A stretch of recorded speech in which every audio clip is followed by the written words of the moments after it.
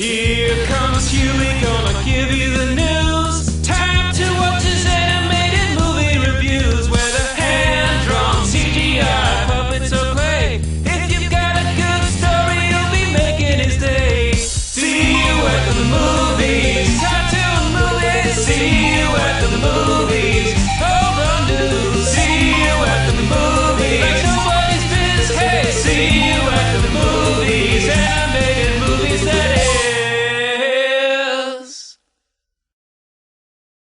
Hey everyone, I'm Hewy Toonmore. Welcome to Hewy's Animated Movie Reviews, the show where I review animated films from old to recent, whether they be hand-drawn, stop-motion, or computer-generated.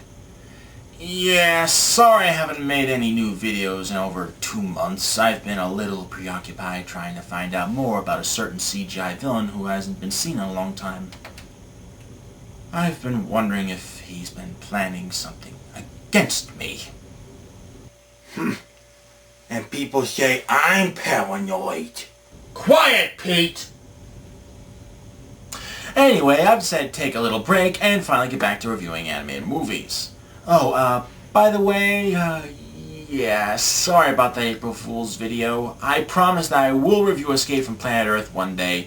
Besides, I think it would work a lot better as a full review rather than a short one anyway. But today, I will be reviewing Dreamworks' recent animated release. Recent meaning that it's still in theaters despite being released over 2 months ago. So, released on March 22nd, 2013, the movie is The Croods. Now, since the movie is still in theaters, I will not spoil anything too important which might give away the ending. So, on with our review. A prehistoric family are forced to flee their cave after it's destroyed by a disaster that threatens to change their lives forever. As a protective caveman father named Grug leads his family out of harm's way, the clan crosses paths with a resourceful teen named Guy who offers to help them reach a distant land where they'll be safe from an impending catastrophe that will soon alter the entire world. Now, what did I think of this movie? Well, to be honest, going in, I was a bit skeptical at first, but after seeing the movie, it was actually a lot better than I thought it'd be.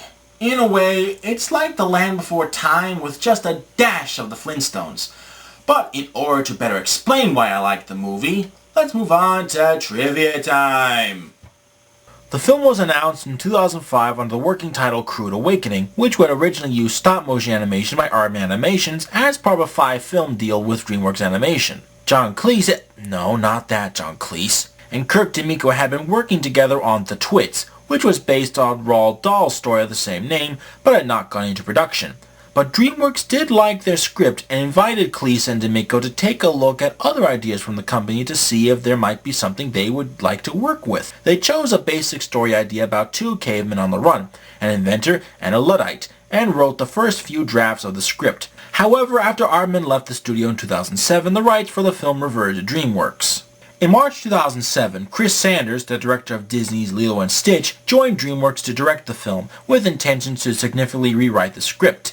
In September 2008, it was reported that Sanders took over How to Train Your Dragon, putting The Croods on hold, and thus postponing its original schedule for a year to a then-planned March 2012. The film's final title, The Croods, was revealed in May 2009, along with a new co-director, Kirk D'Amico.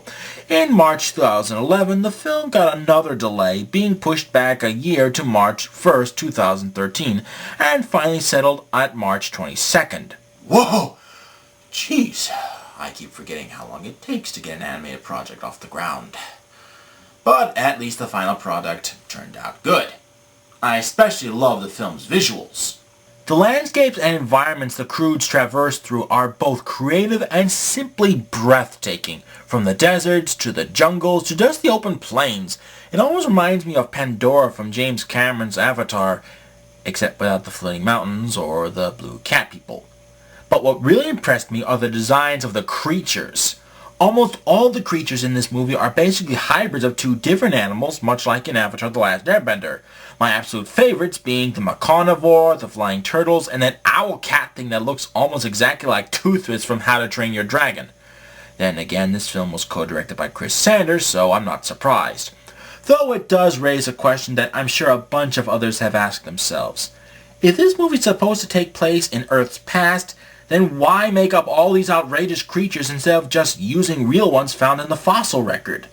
I mean, if these creatures were in like a secluded lost world that the Croods discover and had to traverse through, then it would make at least a little sense. But no, these creatures are everywhere, even before the Croods begin their journey. That's why I'd like to think that this movie takes place not in the far-off past, but a far-off post-apocalyptic future. It's sort of like Teenage Caveman, where people and animals have reverted back to their prehistoric roots, but with some new and different twists. I know that's not what the filmmakers had in mind, but still, it's very weird when you think about it. So, now that we're done with trivia time, let's talk about the characters and the voice actors who brought each and every one of them to life. The patriarch of the family, Grug Crood, is voiced by Nicolas Cage. And yeah, he uses the exact same over-the-top paranoid voice he uses in all of his movies. And you know what? It actually fits the character to a T. Yeah, I mean, the character is overprotective, paranoid, and yet is somewhat likable at times. Now that's what I call perfect casting. But in all seriousness, I think he's just okay. Not great, just okay. Our main heroine, Eve Crood, is voiced by Emma Stone, best known for her roles in such films as Superbad, Zombieland, The Amazing Spider-Man, and Gangster Squad. Now, I can't say anything about her past performances, seeing as how I only saw Zombieland once, but I actually thought she was pretty good in this movie, like a mix between Ariel's curiosity and Merida's toughness. And for a Neanderthal, she's actually kinda cute, really. What? Next up is Eep's love interest and one of my favorite characters from the movie, Guy, voiced by the Green Lantern himself, Ryan Reynolds, who will also be providing the voice for another Dreamworks film that will be released this summer, Turbo. But we'll get into that when the time comes. Anyway, Ryan does a really good job voicing Guy. He's sarcastic, witty, clever, and I love his little sidekick Belt, voiced by Chris Sanders himself. Other voices include Catherine Keener as Ugga, Grug's wife, Clark Duke as Eep's brother, Thunk, Cloris Leachman as the grandmother, Gran, my second most favorite character in the movie, and sound editor Randy Tom providing the sound effects for the baby, Sandy. And now for my final thoughts on the film. Overall, The Croods is another enjoyable film from Dreamworks Animation. The characters are endearing, lovable, and funny, though one doesn't start out as much. The environments are breathtaking, and the creature designs are out of this world. Though, as I mentioned earlier, the story has been done before in films like The Land Before Time. Though not as good as that movie, it certainly was handled better than in Disney's Dinosaur. And to be honest, though there is comedy in the movie, I didn't really think it was all that funny. I did chuckle at a few scenes, but that's about it, so there's something for you. However, if you don't like the fact that it takes place in the prehistoric times and has some made-up creatures instead of real ones, this movie isn't for you. But if you're like me and just don't give a damn, give it a watch, whether you have kids or not. I give this movie 4 stars out of 5. It's not exactly perfect, but it's still fun to watch. Well, that's all for now. Be sure to join me for my next review. See the movies. Anime movies, that is.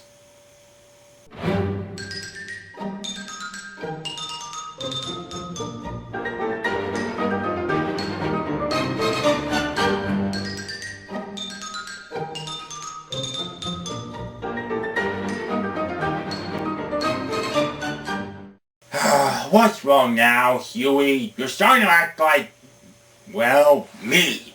It's just, I'm worried about CGI. I mean, not just what he has planned next, but why he's doing this. I mean, aren't you the least bit curious? I mean, this is your kind of thing. Hey, I've heard a lot of things in my time and believed them. Hell, I even married a werewolf, for crying out loud. But this CGI spirit who inspires directors and animators to make crappy CGI movies? That's ridiculous even for me. Just what the hell is he, and why does he delight in the misery of others? Maybe he's a demon from the fiery pits of hell created by Satan himself. Nah, if that were the case, he wouldn't have been harmed by that blast from Hardcore Kid's guitar gun. Well, what are you gonna do now? I think I should be very cautious. I need to watch out for any sort of sign of his return. For all I know, it could be anything, but for now, all I can do is wait. Well, okay, if you say so. Weirdo. Who knows what dastardly scheme that villain may be plotting even as we speak. Yes, that's exactly what I need. Excellent. Now how much is that altogether? Yes, but with extra pepperoni and a side of garlic knots. I want a Diet Pepsi. Yes, I want cheesy bread. Why would I not want cheesy bread? Yes. Alright. Thank you. Goodbye. Nothing. Nothing. Oh, the hell with this. I'm going on eBay.